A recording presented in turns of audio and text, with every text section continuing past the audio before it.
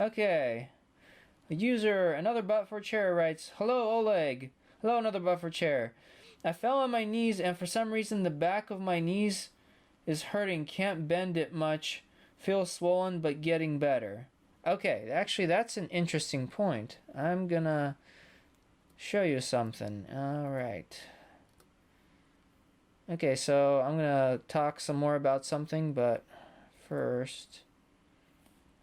Alright, let me do this real quick here.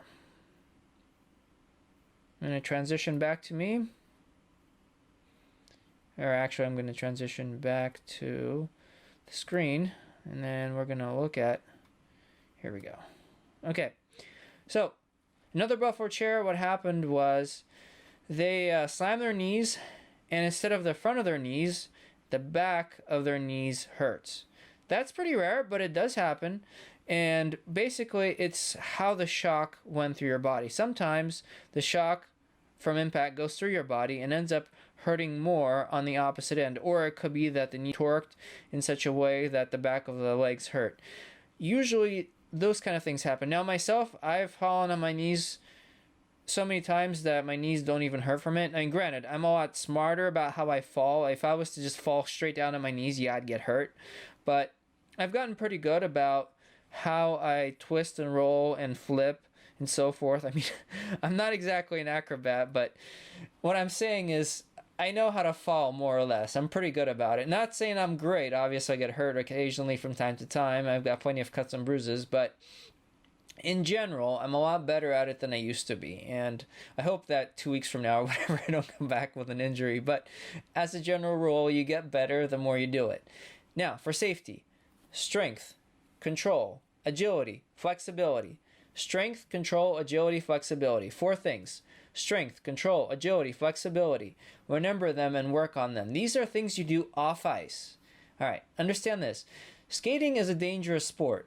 You're going to get hurt, and it's inevitable. You're going to go out there, and even if you're the best skater in the world, you're still going to slip up, and you're going to whack your head, or you're going to get kicked in the face, or you're going to get slashed. It happens, okay? It happens to everyone. But 90% of the time, you could avoid a serious injury if you work on those 4 things. Strength. If you do conditioning, if you lift weights, if you strengthen your body overall, you know, if you're built like a tank, or at the very least, you know, if you're built like a Jaguar, then you can take quite a bit of impact and still walk away, and you'll be all right for it. However, you also need control, because if you just have strength but no control, you're going to fall over the place trying to do anything, obviously. Agility is your reaction time. I can't tell you how many times that I'm doing something and then I slip and I'm falling and I'm like, okay, so I've just lost control. I'm falling now, so I'm going to twist myself in such a way that I'm going to land and I'm going to be fine. Now, all of that I just said goes through my mind in, I don't know, maybe a half a second, maybe a third of a second. That amount, the awareness, the reaction, and the preparation to it. I mean, all of that just happens so quickly just because from years and years and years and years of doing this kind of thing and the kind of training. But if you want to get on the inside track, if you want to develop the necessary skills without having to have metal parts in your ankle like I do, then you have to work on your agility. Get a ladder and do agility training. If you look at my off-ice videos, and when we were going through them, initially there was a couple of them. Actually, I'm just going to show you right now as I talk about the other stuff. Here we go. All right, there we go. Where is it? Here. Okay. So I have some agility training ones here. Okay, so let's look at a couple of these. This is the Icky Shuffle. This is a fun one.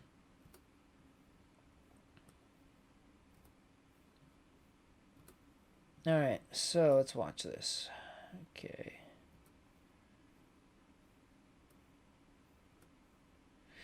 Alright, go back here. Anyway, this kind of agility training, this is called a quick ladder, agility ladder. The brand that I have here is called Yes for All, and no, I'm not shilling for them. It's just the cheapest ladder that I could buy, and I bought it on eBay for like, I think 15 bucks or something like that. There's another ladder called Skills, which is like the branded one. Mine's like the knockoff brand, if you will. Now, I'm not saying that mine's bad. Actually, I prefer mine more because on the skills, these things right here, there you can't. The strap goes over the top and underneath in such a way that you can't change the spacing on the ladder.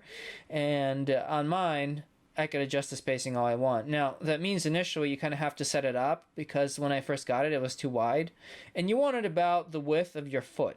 And because you're not really going to be putting your foot all the way down, at least not for these kind of exercises, you're going to be landing and going off the balls of your feet. So if it's the width of your foot and you're landing on the balls of your feet, you're going to be just fine. But anyway, beside the point, even if you don't have any money, just get a piece of chalk or a colorful rock and just scrape out a ladder somewhere on the cement, and then do that. And then that way you got something to work with, or painter's tape, and you can make a ladder indoors. And all these things I've seen done. So I'm not just coming up with it. I've seen these kind of ladders, and I've worked on those kind of ladders. I've worked on tape ladders. I've worked on marked out ladders. I have my own personal ladder. But anyway, let's watch. This is going to give you the reaction time you need to be able to not only skate faster and more efficiently, but also it's going to enable you to react to instances where suddenly you lose control, and it's going to keep you safer in the long run. Now over here, as I go here, it's a little slower so you can see how the steps go. Basically it's step in, out, in, out, in, out, in, out, like that. But anyway, watch it a couple of times. If this is too difficult, just look at some of the other ones. You have butt kicks and forward runs, which are self-explanatory. Anyway, ladder drills are amazing. They're really fun and really good for you. All right, and then the last, so I said strength, control, agility, and flexibility. Flexibility is stretching. All right, now I don't have really good stretching videos. I will probably get to that eventually, but first I want to make sure my flexibility is top notch. My flexibility has to improve before I start making videos talking about it. I mean, I have been trained for years on how to stretch. I know the exercises, but I myself want to make sure that I can show you everything properly at 100% before I start making videos. However, there's plenty of stretch videos out there. And to be honest, just pick something. Pick something that stretches you and gets you more flexible, because even if you're strong and you're agile, you could still tear something because by stretching it too much. Just like that. And it might not be necessarily they did something wrong. Sometimes even if you do it right, you can still get hurt. So just keep that in mind. Strength, control, agility, flexibility. And it's going to make you a lot stronger. And you're going to be a lot safer for it too. All right, well, I hope I answered that question. Let's move on here.